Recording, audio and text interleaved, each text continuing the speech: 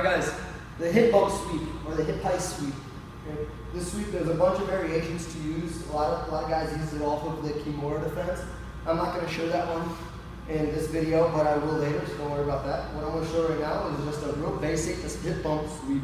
Okay, we're going to start off first using a prayer breakdown to get his hands off our body, because we need to be able to sit up and get our hips up to bump him, so we're sweeping him with our hip.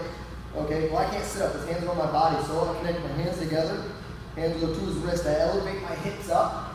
As my hips fall, I clear his hands, look, I've got it, my hands turn over to his wrist, I curl him in, his hands go to the mat.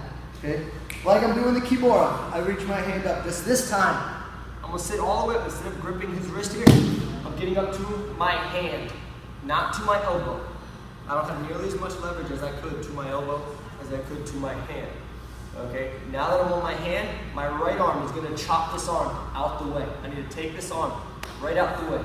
Okay, and I'm up on my tippy toes. I'm not sweeping him backwards. Okay, sweeping him to the side here. I look behind me and I pop my right hip, my far side hip, where this knee is. That hip right there is going to pop into him as I sweep and rotate. I block the arm. I pop my hip into him. We roll over right away. Chest on his face, and we can't. So I make him look to one side, make him have to escape to that side, and my hands are base wide. And go for the hip bump sweep. My hands, I use the prayer breakdown, I clear his hands off, scoot up, I sit up, I pop my hip into him as I block his arm. We go to the mount position, my hands are base very wide.